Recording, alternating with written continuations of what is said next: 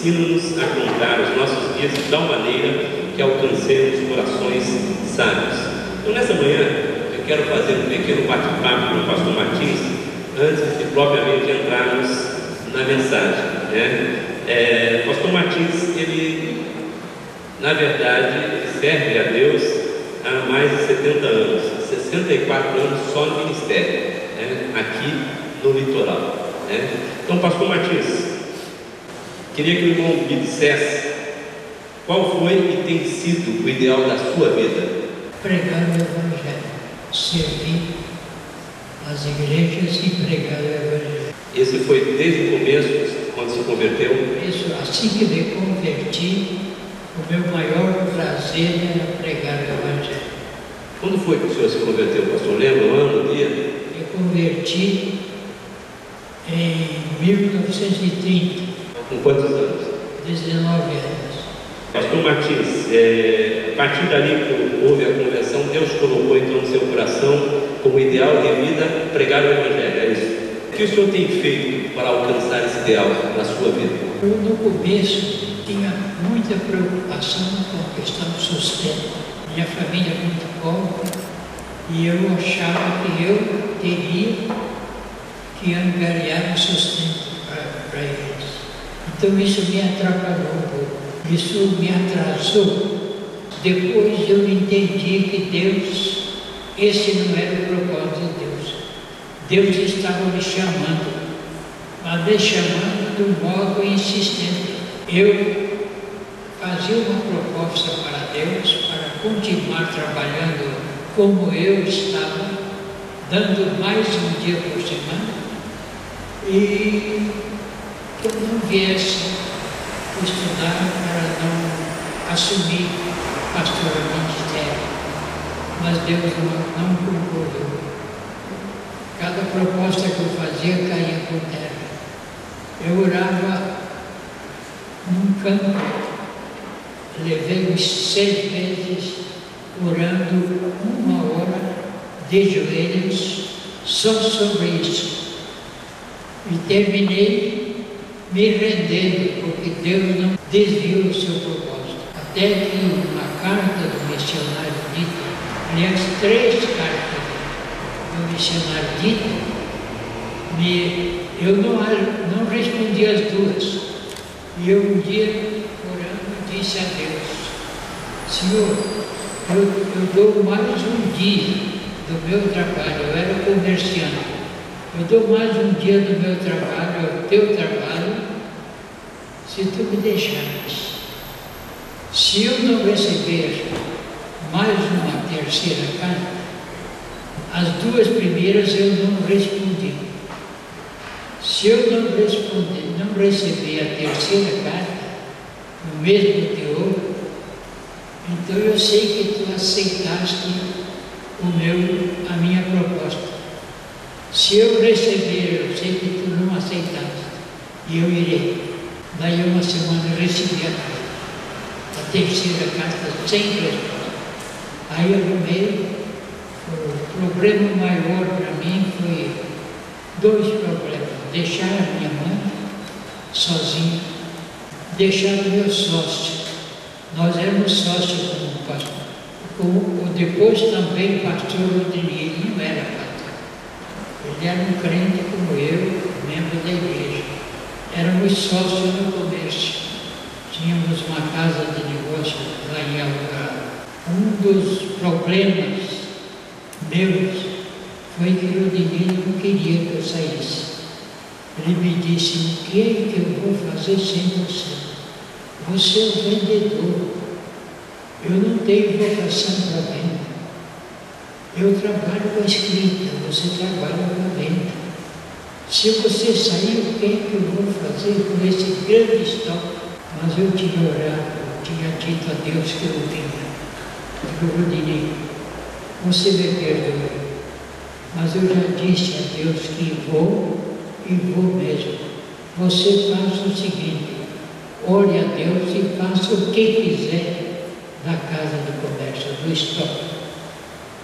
Liquide, ou então fique aqui trabalhando, arranje uma pessoa de sua confiança E a parte que me toca, você resolva da melhor maneira possível, como você bem entender.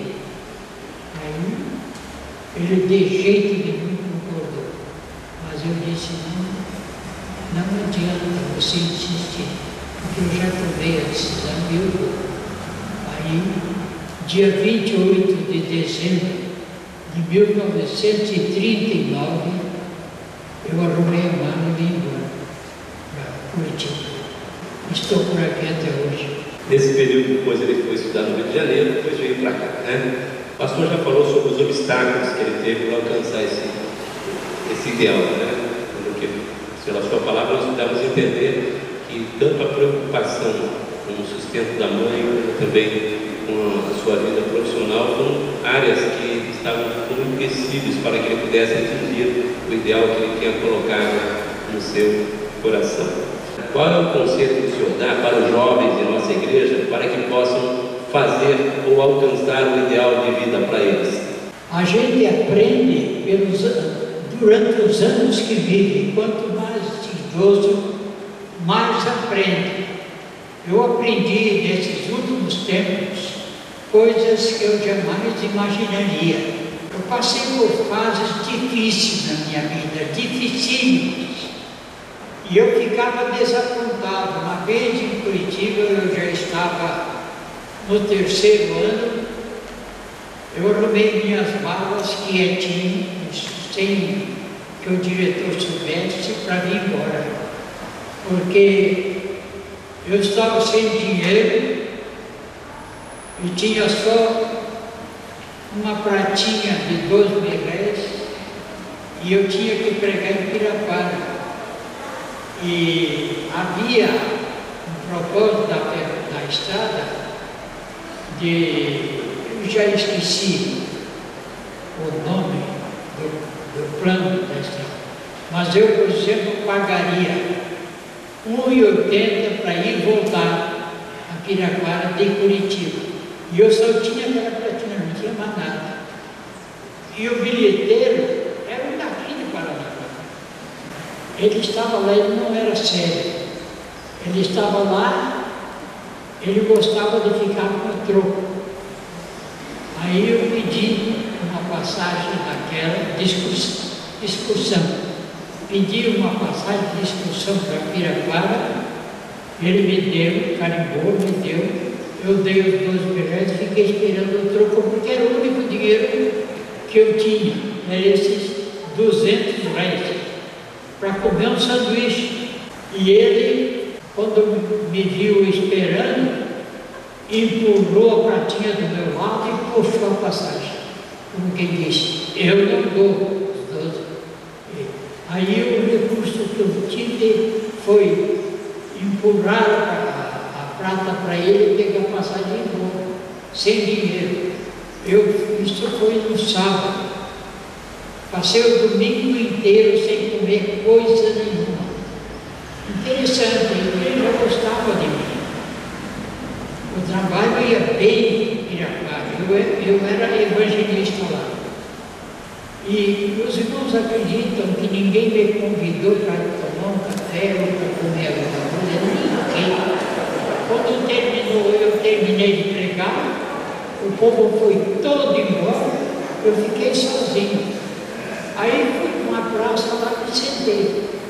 E fiquei agora sem nada para comer. Quando foi à tarde, vieram me pegar, foi um ponto de pregação, uma distância enorme. Fui, preguei lá. De noite preguei outra vez antes que o trem chegasse.